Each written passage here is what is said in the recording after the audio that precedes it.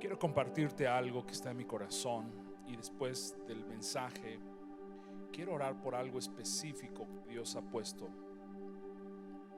¿Por qué oremos?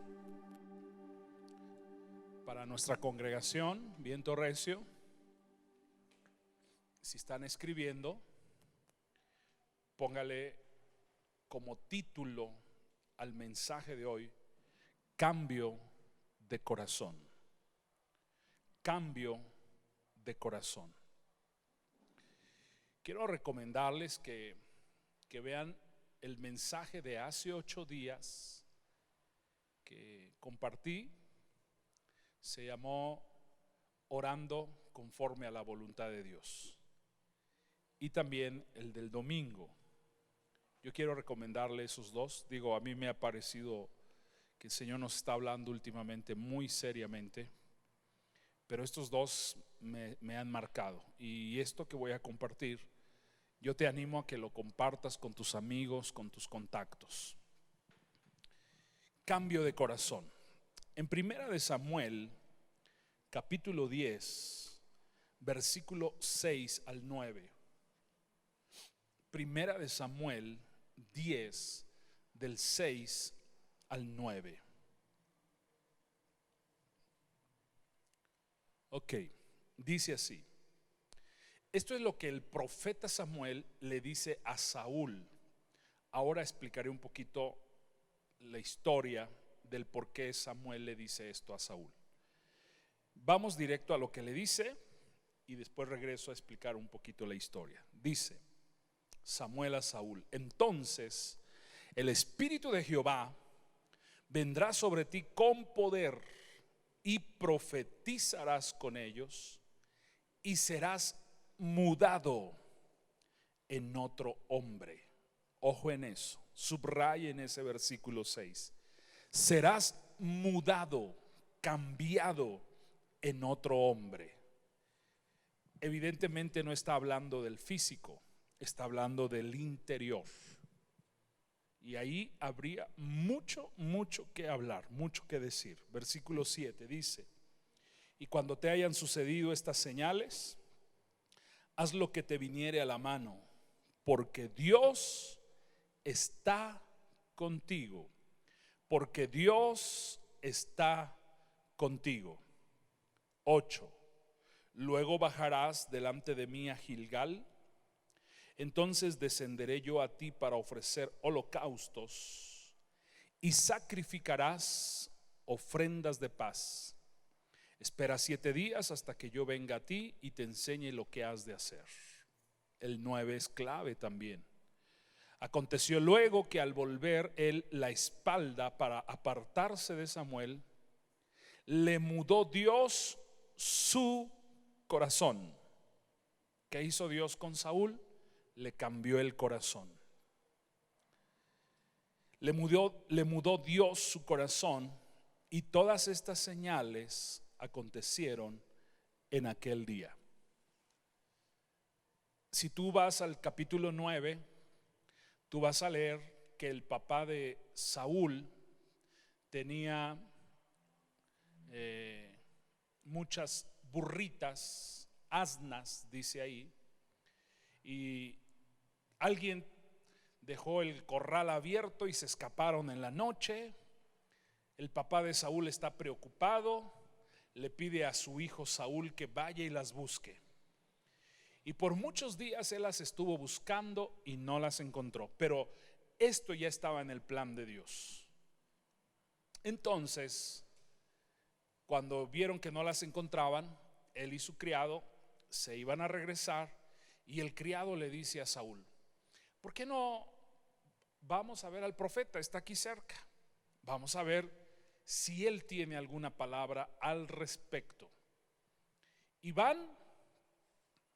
Samuel sabía que él iba a llegar porque Dios se lo había revelado. Dios le dijo: mañana a tales horas va a venir al que yo escogí para ser rey sobre Israel.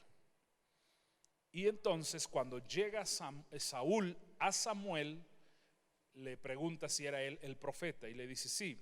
Y le dijo: bueno, no te voy a declarar nada hoy, hasta mañana, así que quédate a comer con nosotros y mañana temprano te voy a declarar. Y le declara al día siguiente que Dios lo había escogido para que él fuera rey sobre Israel.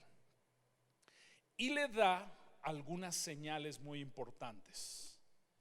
Le dijo: vas a ir por tal camino y vas a encontrar a 3 hombres que suben al monte de Dios. Uno lleva 3 cabritos, otro lleva 3 panes y el otro lleva vino.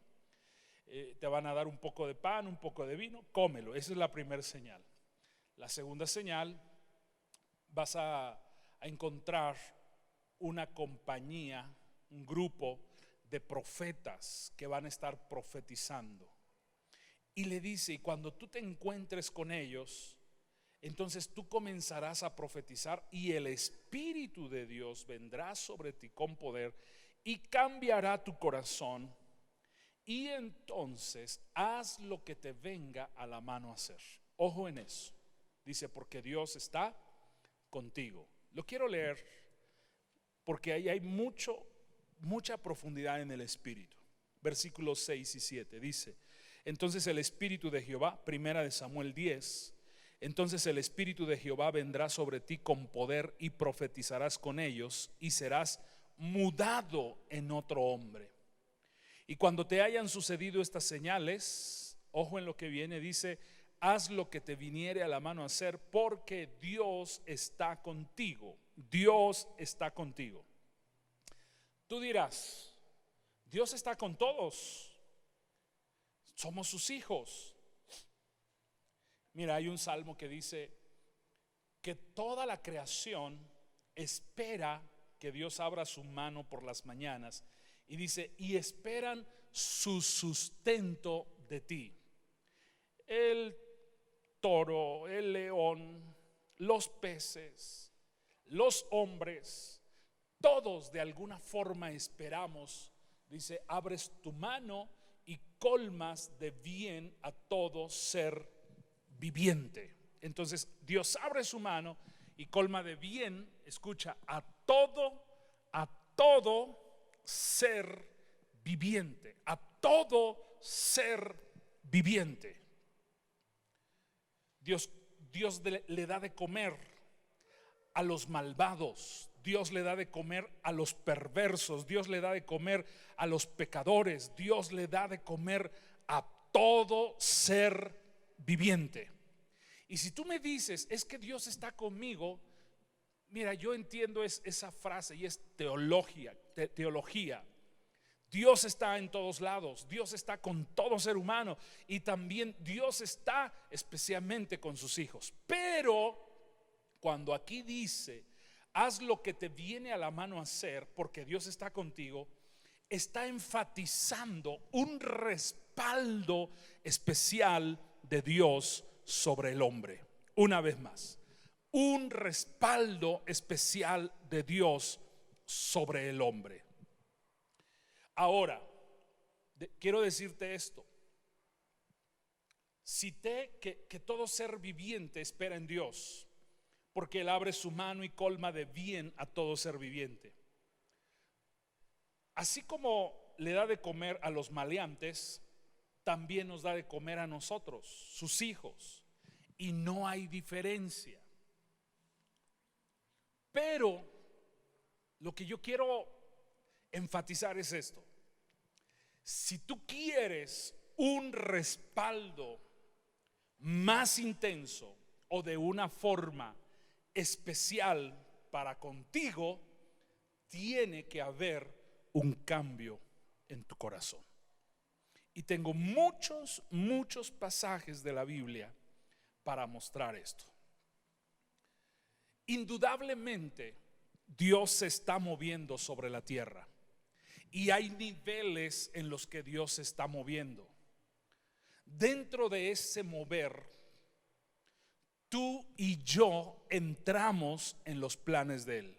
Fíjate lo que dije: dentro de ese mover, porque Dios se está moviendo, entramos en esos planes. Solo que hay un problema: No podemos caminar en el mover de Dios si nuestro corazón no es transformado. Lo voy a decir una vez más. No podemos caminar en las cosas que Dios ha planeado si nuestro corazón no es transformado. ¿Por qué es necesario el cambio?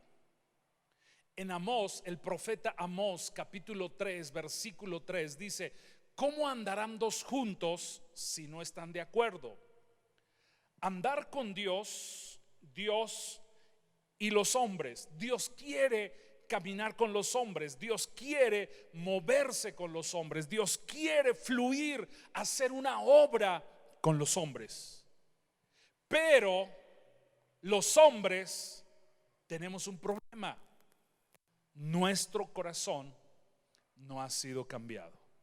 Entonces, lo único que ha pasado es que encontramos salvación en Jesús, perdón de pecados, y nos hemos conformado a una vida cristiana religiosa, porque hemos caído en el error de venir a la congregación, de ofrendar, de diezmar, de cantar, de orar, de levantar las manos, y nos vamos a nuestra casa y seguimos viviendo con el problema del corazón. Vemos como que es un requisito para esta nueva fe, y hago así entre comillas porque no es nueva fe, o nueva religión, aunque no es una religión. Cumplimos con ciertos requisitos para sentirnos satisfechos nosotros y decir: ya cumplí, ya fui, ya di, ya canté, ya oré. Y eso no es lo que Dios está esperando de nosotros. Dios está deseoso de cambiar nuestro corazón, porque Dios quiere moverse con nosotros. O más bien, Dios quiere que nosotros nos alineemos y caminemos con Él en sus planes. Me causa un poco de, no sé si decirlo, o no sé si sean las palabras correctas, me causa un poco de risa que la gente hasta se sabe el versículo, lo enmarcan, lo ponen en sus perfiles de Facebook. El versículo al que me refiero dice: porque yo sé los pensamientos o los planes que tengo acerca de vosotros, pensamientos de bien y no de mal, para dar fin a lo que esperáis. Y decimos: wow, suena padrísimo, Dios tiene pensamientos buenos para nosotros. Y es verdad, pero lo que me causa gracia es que la gente se conforma solo con saber el versículo y no entender el trasfondo para que este versículo se haga una realidad en nuestras vidas. El trasfondo es que seamos cambiados, que nuestro corazón sea cambiado. Ese versículo no funciona si tu corazón no es cambiado. No vas a llegar a un puerto seguro, no vas a avanzar en cosas grandes, en el mover de Dios, en los planes de Dios. No vas a avanzar en los propósitos de Dios si tu corazón no es cambiado. Si yo quiero avanzar en los planes de Dios, y vuelvo a insistir, como dije el domingo, no son mis planes, no son mis sueños, porque no se trata de mí, se trata de Jesús, se trata de Dios.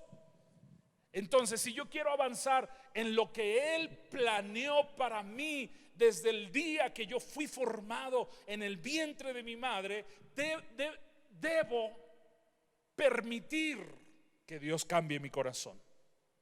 ¿Cómo andarán dos juntos si no están de acuerdo? ¿Por qué es necesario el cambio? Quiero mostrarte 3 razones por qué es necesario el cambio. Eclesiastés capítulo 3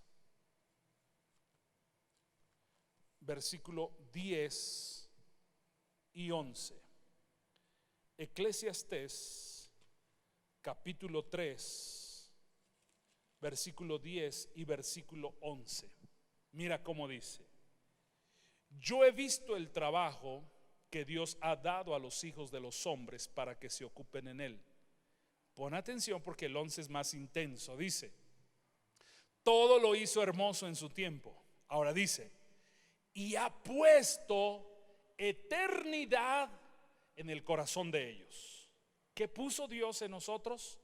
Eternidad, planes eternos. Antes de la creación del mundo, Dios tuvo planes. Él sabía cuándo íbamos a nacer, cuándo íbamos a existir, y Él puso sus planes, puso su eternidad. Subraya este versículo, Eclesiastés 3:11. Puso eternidad en el corazón de ellos, de los hombres. Ahora, hay un problema y aquí mismo lo menciona. Dice: sin que alcance el hombre a entender, pon atención, sin que alcance el hombre a entender la obra que Dios ha hecho desde el principio hasta el fin. Sin que alcance el hombre a entender. ¿Qué pasa? Si mi corazón no es transformado, y aquí es una de las respuestas, ¿por qué es necesario el cambio? Si mi corazón no es transformado, no puedo entender lo que Dios hace. Ojo en eso. Si mi corazón no es transformado, no puedo entender lo que Dios hace. Entonces, yo vengo a la iglesia y veo una reunión. Puede que yo abra un poco mi corazón y sienta bonito al cantar y sienta cosas agradables al cantar, pero de ahí no va a pasar si no permito que Dios cambie mi corazón. Muchas veces ni siquiera entendemos por qué pasamos las pruebas que pasamos.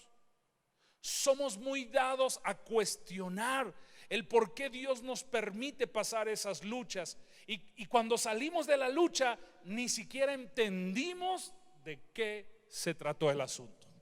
No lo entendimos, simplemente lo vimos como una mala racha, como un tiempo malo, y no entendimos, como dice el versículo, sin que alcance el hombre a entender la obra que Dios hace. Yo lo he venido diciendo estos tiempos. Cuando salgamos de esta pandemia, si seguimos viviendo como hasta ahora habíamos vivido, en todos los ámbitos, en todas las áreas, matrimonial, familiar, laboral, espiritual, congregacional, si seguimos haciendo lo que hacíamos, entonces nunca entendimos qué es lo que Dios estaba haciendo en medio de esta pandemia. ¿Por qué es necesario? Porque si mi corazón no es cambiado, entonces yo no puedo entender el plan de Dios. Dice ahí, sin que el hombre alcance a entender la obra que Dios hace. Y eso que puso eternidad, puso sus planes, puso sus propósitos, puso su poder, su gloria, y Dios tiene pensamientos, como dice Jeremías 29, pensamientos de bien y no de mal. Debemos entender que todo lo que sucede a nuestro alrededor está planeado por Dios y nada está fuera de su alcance. Nada está fuera de Él, de su plan, de su propósito. Nada. Si enfermé, Dios toma, y dice, como dice Romanos 8, ¿verdad? Todas las cosas nos ayudan a bien, conforme al propósito al que fuimos llamados. Si no hay dinero, lo mismo. Si tengo lucha en mi familia, lo mismo. Si hay lucha en el matrimonio, lo mismo. Pero a veces pasan las pruebas y decimos, sí, fue una mala racha, fue un mal tiempo, sí, ya, gracias Dios porque ya lo pasé. Y no entendimos de qué se trató. No lo entendimos. Número uno, si mi corazón no es cambiado, no logro entender qué está o qué quiere hacer Dios, qué está haciendo o qué quiere hacer Dios. Y si no entiendo lo que está haciendo o lo que quiere hacer, pues menos puedo encajar en ese plan. No puedo entrar. Número 2, segunda de Corintios, capítulo 10, versículo 5. Segunda de Corintios 10, 5. ¿Por qué es necesario el cambio en mi corazón? Segunda razón, dice aquí: derribando argumentos. Ahí en casa digan conmigo: argumentos. ¿Derribando qué? Argumentos. Y toda altivez que se levanta contra el conocimiento de Dios, y llevando cautivo todo pensamiento a la obediencia de Cristo. Número 2, ¿por qué es necesario el cambio? Porque somos muy dados a argumentar los moveres de Dios. Mira, yo escuché una frase que al principio, cuando la escuché, no la entendía. Tuvo que pasar muchas veces, escucharla, asimilarla, y entonces la entendí.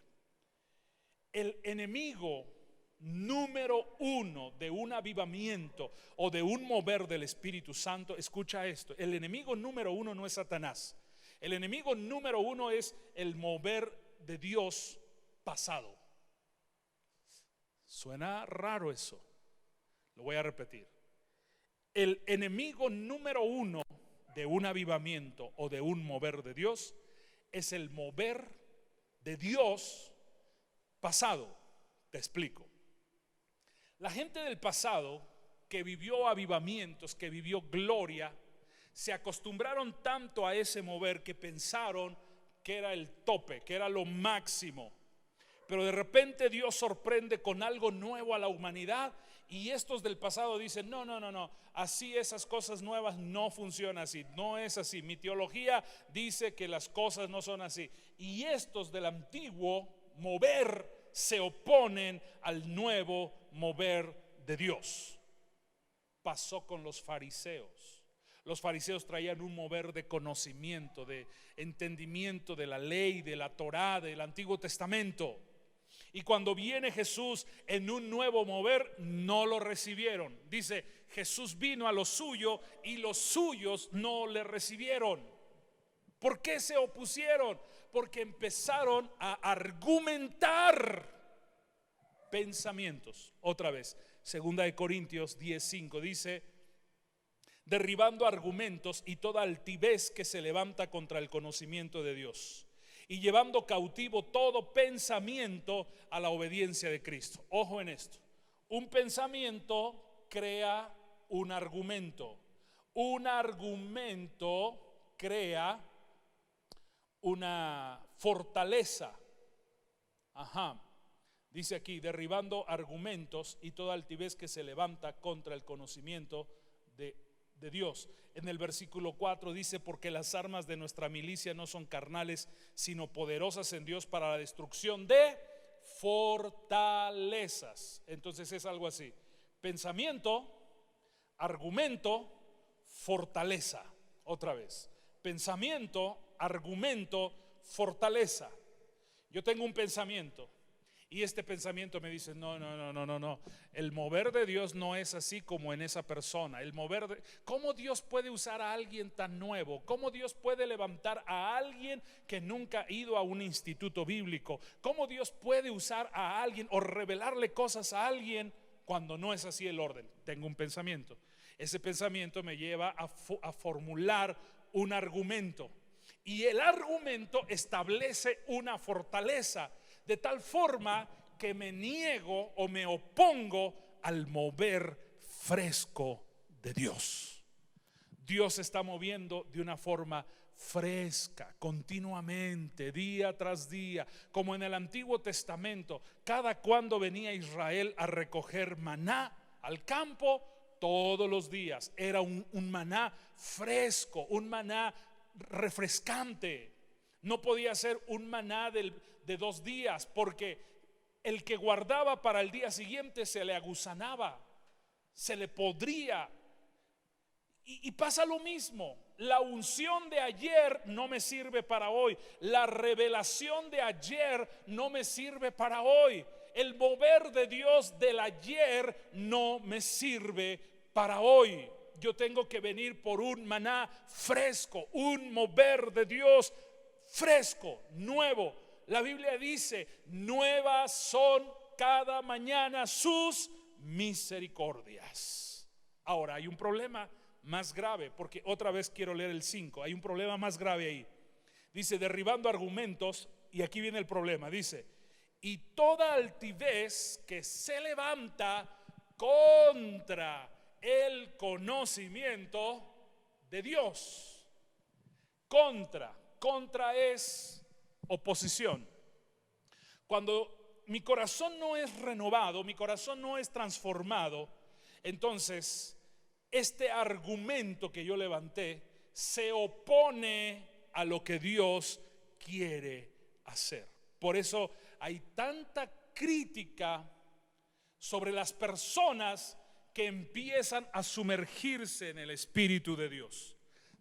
Tanta iglesia, tanta oración, tanto ayuno, tanta Biblia, religioso, fanático.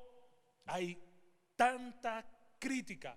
El problema de esta gente es que ya están atacando el mover fresco de Dios. Y encuentro a otros que atacan de una forma más despiadada, como diciendo: eso que estás haciendo, eso que estás profetizando, eso que estás viendo, eso que estás ministrando es satánico. Dios santo, eso es más grave, eso es mucho más grave. Entonces date cuenta, número 1, necesito un corazón transformado, porque no puedo entender el mover de Dios. Número 2, porque si mi corazón no es transformado, entonces levanto un argumento, un pensamiento, un argumento y una fortaleza, y entonces empiezo a atacar lo que Dios quiere hacer. Yo quiero que pongas en tu mente y en tu corazón: Dios es más grande. Dios es mucho más grande que toda sabiduría de los hombres, que toda potencia humana. Dios es más grande que cualquier revelación. Dios es mucho más grande. Es más, Dios todavía sigue siendo mucho más grande que lo que está aquí en este libro llamado Biblia. Él nos plasmó aquí sus pensamientos, sus planes, sus propósitos. Y Él dijo: cielo y tierra pasarán, pero mi palabra no pasará. Jesús dijo: ni una jota ni una tilde hasta que se haya cumplido todo lo que aquí está escrito. Pero hay cosas, como dice Deuteronomio 29:29, dice: hay cosas que son reveladas para los hombres, y hay cosas que no han sido reveladas y que Dios se las ha guardado. Están aquí. Perdón, las reveladas están aquí. Las que no han sido reveladas no están aquí. Entonces Dios es mucho más grande de todo lo que tú te puedas imaginar. Y si a Dios le place hacer algo nuevo y de una forma nueva y con alguien que es de los que menos esperas, no te opongas. Y si te opones, estás demostrando que tienes un problema en el corazón. Y número 3, escucha esto que voy a decir: solo un corazón transformado nos alinea a la perfecta voluntad de Dios. Número 3. Número 1, si mi corazón no es transformado, no puedo entender lo que Dios hace. Número 2, si mi corazón no es transformado, tengo un pensamiento, un argumento y una fortaleza que atacan el mover de Dios. Y número 3, si mi corazón no es transformado, no puedo alinearme a la perfecta voluntad de Dios. Déjame darte solo 3 ejemplos. Saúl, ya lo leímos, tuvo que ser transformado en otro hombre para convertirse en el rey que Dios quería usar. Si su corazón no hubiera sido cambiado, Dios no podía ungirlo. David también, no es del que quería hablar, pero te estoy hablando de Saúl. Saúl tuvo que ser transformado para convertirse en ese. Número 2, Jacob tuvo que tener un cambio en su interior, aún, y pon atención en esto, iglesia, aún cuando él ya conocía a Dios, él no podía entrar a su destino divino, al plan de Dios, si su corazón no era transformado. Tú lees en Génesis 28 que Jacob venía huyendo de Labán con sus 2 esposas, 12 hijos, mucho ganado. Ahora, él ya se había encontrado con Dios. De hecho, cuando él iba huyendo, él tuvo un sueño y vio una escalera que tocaba el cielo y tocaba la tierra, ángeles de Dios que subían y bajaban, y la voz de Dios le habló. Voy a tratar de decirlo. Él era cristiano en ese momento y se va, trabaja con su suegro 20 años, y cuando viene de regreso, él se seguía llamando Jacob. Y entonces le dicen: ahí viene tu hermano para matarte. Manda a los criados, manda a los ganados, manda a las esposas, manda a los hijos, y él se queda una noche entera. Esto lo lees en Génesis 28. Él se queda una noche entera orando, y viene un ángel y él se abraza al ángel y le dice: no te suelto, no te voy a soltar hasta que me bendigas. Ahora, él no estaba hablando de bendición material, porque él tenía mucho, él tenía ganados, él tenía oro, él tenía riquezas, tenía criados. Entonces no estaba hablando de bendición material. Él necesitaba una bendición que liberara su corazón de la aflicción. Y mira, aquí vemos una vez más cómo Dios siempre piensa más allá de lo que nosotros pensamos. Jacob solo quería salir del temor de que su hermano lo iba a matar. Se amarra al ángel y le dice el ángel: dime tu nombre. Jacob. Uy, sí, necesita ser cambiado. Tu nombre está feo, significa cosas feas. Y le dice: ya no te llamarás Jacob, te llamarás Israel. Ojo en esto, iglesia. Israel, que significa el que ha luchado con Dios, no contra Dios, sino al lado de Dios, con Dios. Israel.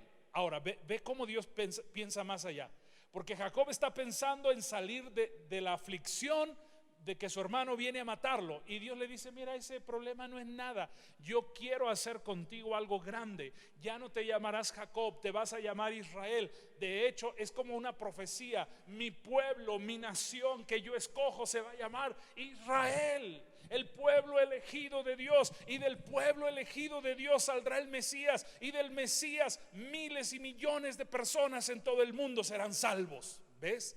El plan de Dios es más grande de lo que él pensaba. Él solo pensaba salir de la aflicción. Y dice que esa noche el ángel le dio una patada en la coyuntura, entre el muslo y la cadera, se la zafó, y a partir de ese día el hombre cojeaba toda su vida hasta que murió.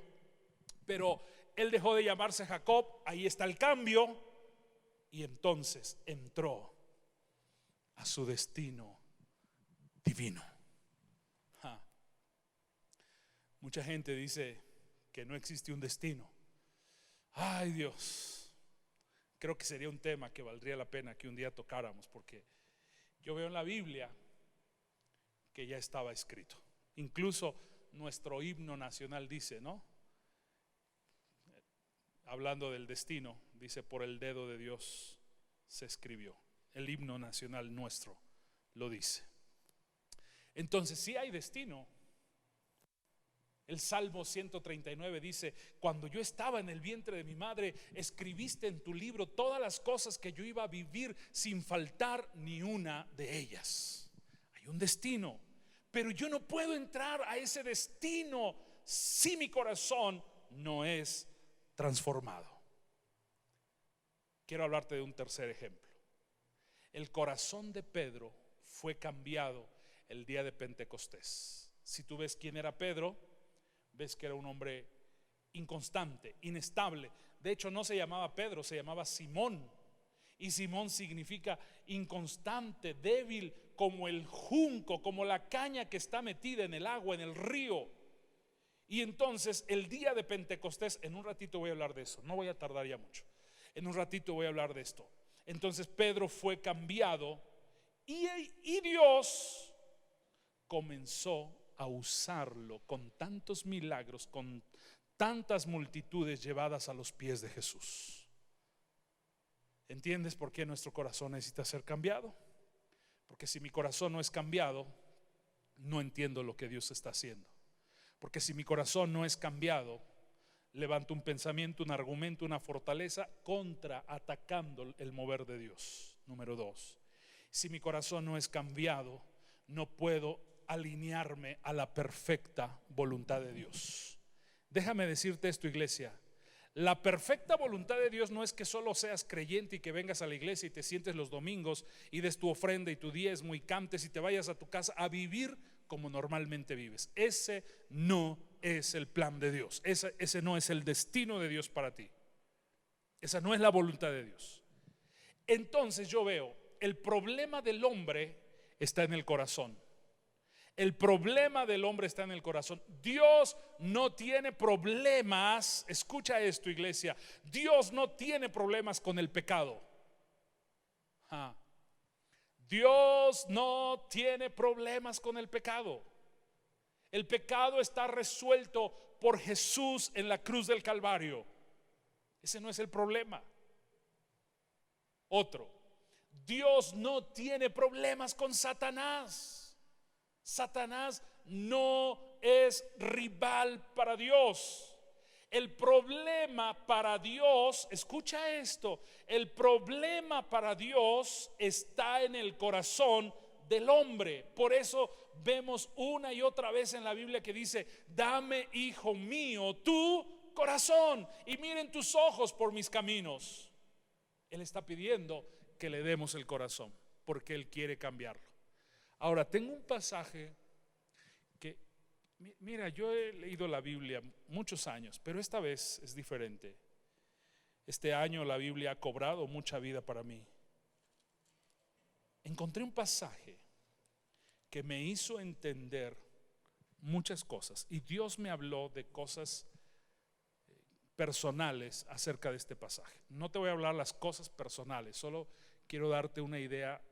Este pasaje me sacudió como muy pocas veces otros pasajes lo hacen. Eclesiastés capítulo 1 versículo 15.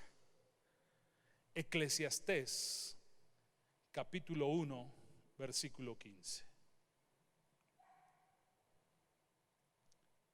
Mira lo que dice: lo torcido no se puede enderezar. ¿Quién está diciendo esto? Pues Dios nos los dice a través de su palabra. Lo torcido no se puede enderezar y lo incompleto no puede contarse. Lo torcido no se puede enderezar.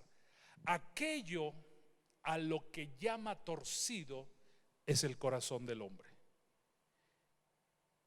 Y la palabra de Dios nos dice que lo torcido ya no se endereza, pero sí hay esperanza. Escúchame esto, porque no quiero que te confundas.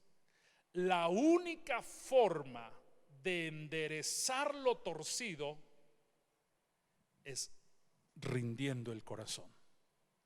Si yo no rindo mi corazón, lo torcido no puede enderezarse. Puedo venir a la iglesia y tener un concepto del cristianismo, tener una idea del evangelio y actuar como un cristiano, pero si no rindo mi corazón, si no empiezo una búsqueda intensa mostrándole a Dios cuán necesitado estoy de que Él cambie mi corazón, entonces no se endereza. Cuando yo vi este versículo, me acordé de un doctor. Hace años vino a buscarme y me buscó por mucho tiempo, meses, quizás un año, 2 años. Y él me decía, mi esposa no está conmigo, me quitó a mis hijas. Y los dos venían de una iglesia muy, muy famosa aquí en México. Los dos servían en la iglesia, ministraban en la iglesia. ¿Y cómo es que ella decide abandonarlo? Bueno, no sé realmente los motivos, pero él me decía esto: ayúdame a orar para que Dios cambie su corazón. Y este problema aún creo que lo tenemos aquí mismo en la iglesia. Oramos para que Dios cambie el corazón de otro cristiano.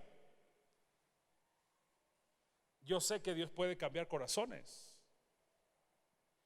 pero déjame decirte esto: este cristiano tiene una voluntad, conoce a Dios. Este cristiano conoce a Dios.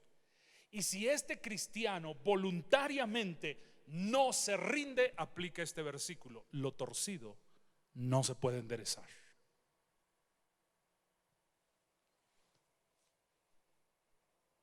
¿Cuántas veces oramos por el matrimonio? Señor, cambia a mi esposa, a mi esposo, o aún a los hijos, y ellos ya conocen de Dios. Pero si ellos no se rinden, lo torcido no se endereza. Claro, Dios es soberano, pero yo veo principios en la Biblia. Déjame darte 2 ejemplos: Judas y Pedro. Judas caminó con Jesús, Judas le falló a Jesús, Judas lo traicionó, pero Judas no se rindió a Jesús. Yo estoy muy seguro que si Judas hubiera corrido a pedir perdón a Jesús, Jesús lo perdona. Estoy muy seguro. Si perdonó a los que lo estaban clavando: Padre, perdónalos porque no saben lo que hacen. ¿Tú crees que Jesús no hubiera perdonado a Judas? Jesús lo hubiera perdonado. Y el hombre fue y se ahorcó. En vez de correr a Jesús, encontró otro camino. Entonces su corazón no fue transformado, no se expuso. Esta sería la palabra que me gustaría usar: exponernos ante la gloria de Dios, exponernos ante la presencia de Dios. Mira, el otro ejemplo es Pedro. Pedro también caminó como Judas con Jesús. ¿Y qué crees? Pedro también le falló a Jesús como le falló Judas. ¿Y qué crees? Pedro también lo traicionó como lo traicionó Judas. Ahora, Pedro no lo entregó, pero Pedro lo negó, y eso es una traición. Pero ¿dónde estuvo la diferencia? Que Pedro se expuso. Y tú ves Hechos capítulo 1 versículo 14 y 15, y dice: y estaban en el aposento alto 120, y entre ellos Pedro. Menciona en número 1 a Pedro. ¿Qué hizo Pedro? Se está exponiendo ante la gloria de Dios para que su corazón sea cambiado. Ahora, ven tantito, Santi. Déjeme poner este ejemplo. Solo es un ejemplo.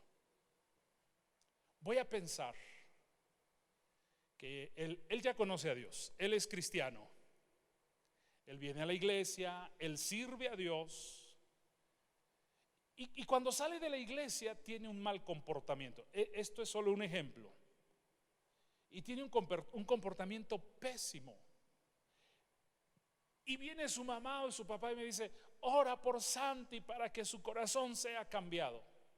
Ok, yo voy a orar, y está bien que lo haga, pero si él, que ya conoce a Dios, no rinde su corazón para que Dios lo transforme, y si él, que ya conoce la palabra y está aprendiendo a conocerlo, no se expone ante la gloria de Dios, lo torcido, dice el versículo, no se endereza.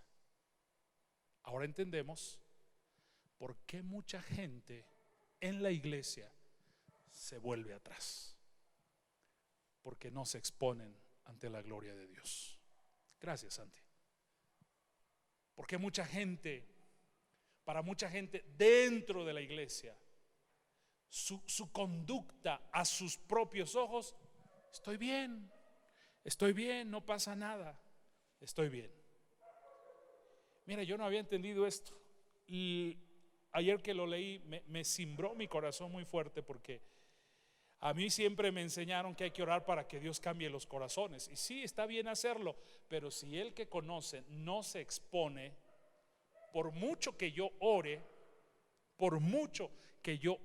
Él no será cambiado. Y de aquí, escúchame esto que voy a decirte, de aquí que hay muchos divorcios dentro de la iglesia, porque hay uno que sí se rinde y otro que no se rinde. ¿Entiendes? Hay gente que camina con Dios, es decir, son cristianos, conocen la Biblia, vienen a la iglesia, diezman, ofrendan, pero no se exponen a buscar a Dios y no se abren para ser transformados. Ellos tratan de ser mejores personas, pero el ser mejor persona no cambiará tu corazón. Y al no tener un corazón cambiado, no podemos ser parte del plan de Dios. Y muchos se excusan o se escudan diciendo, es que Dios está conmigo. Pues sí, acuérdate al inicio, Dios abre su mano y colma de bien a todo ser viviente. Entonces, solo quiero repetir esto: muchos problemas matrimoniales son precisamente por esta causa, porque el corazón torcido ya no se endereza, a menos que rindas a Dios tu corazón para que lo transforme. Termino.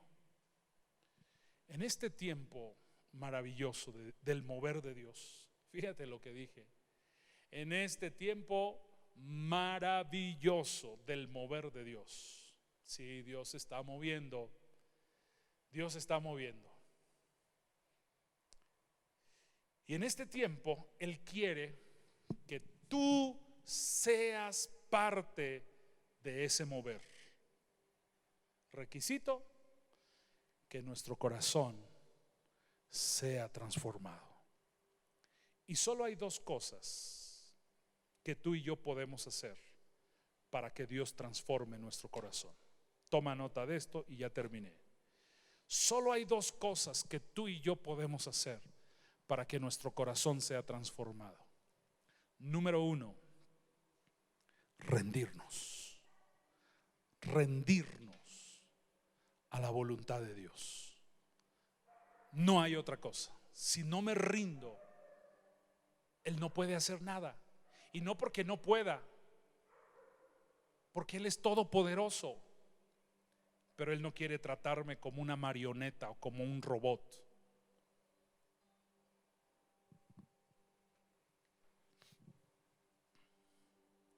Entonces, número uno, rendirnos.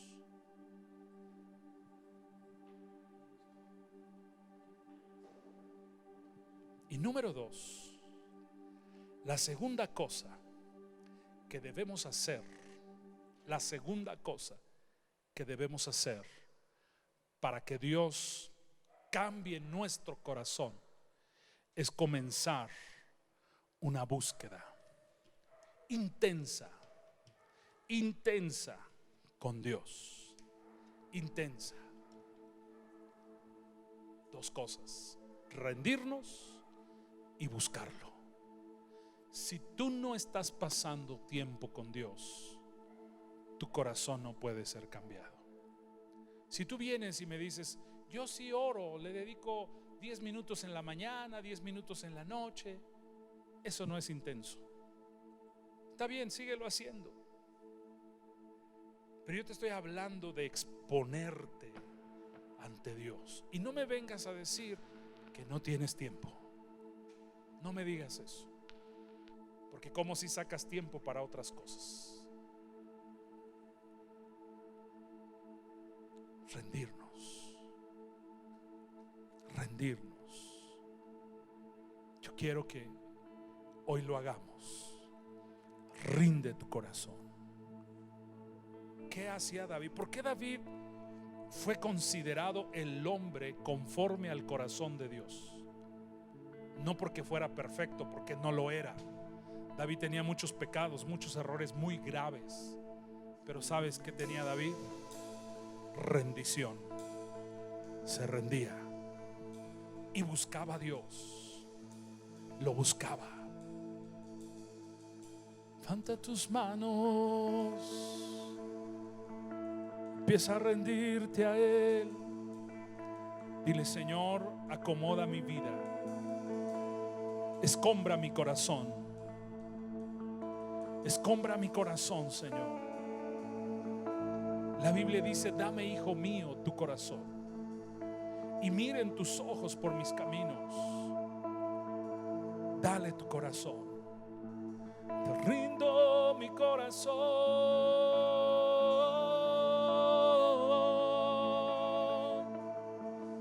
Una vez más, yo me rindo. Estoy dispuesto a que tú hagas tu voluntad en mí. No mi voluntad, no mi voluntad.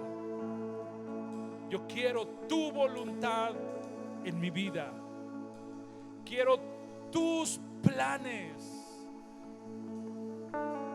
Seguramente, Dios, cuando tú me estabas creando en el vientre de mi madre, formando en el vientre de mi madre, tú estabas pensando: y lo voy a usar así, y lo voy a llevar aquí, y le voy a mostrar esto, y le voy a dar esto. Y tenías planes para mí. Pero cuando yo he permitido que el pecado, la carne, me jale, no he dejado que tú cambies mi corazón. Cuando no te he buscado y trato de solucionar las cosas en mi fuerza, en mi habilidad, no estoy buscando tu voluntad. Perdóname la indiferencia que te he mostrado. Perdóname, Señor. Perdóname. Yo quiero que cambies mi vida. Yo quiero que cambies mi corazón. Tú dirás: no puedo cambiar. Y Dios te dice: no hay nada difícil para mí. Si solo tú me das tu corazón, yo sí lo puedo cambiar. Yo sí lo puedo cambiar.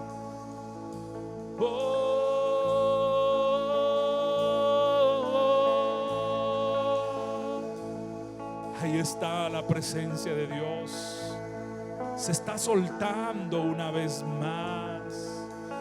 Yo la siento, la siento, la siento. Está aquí, está aquí. Y me rindo.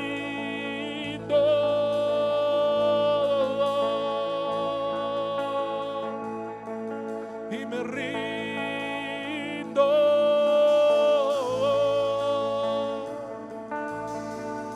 Te rindo todo, Señor. Debilidades, fracasos, hábitos, pecados, conducta, cultura, pensamientos, argumentos. Te rindo todo. Fortalezas, te rindo todo. Te rindo todo. Te rindo todo mi corazón. Yo siento la mano de Dios meterse a mi corazón y empezar a cambiar más. Aún la aspereza de tu corazón Él la puede cambiar. Lo áspero puede convertirte de una persona áspera a una persona tierna. Pero ríndelo, ríndelo. Y te rindo todo. También te rindo mis éxitos, que que me pueden llevar también al orgullo. Te rindo mis triunfos, te rindo los dones, los talentos que tú mismo me has dado, la habilidad que tú has puesto en mis manos, en mi persona, te la rindo. Este ministerio te lo rindo, y me rindo, y me rindo.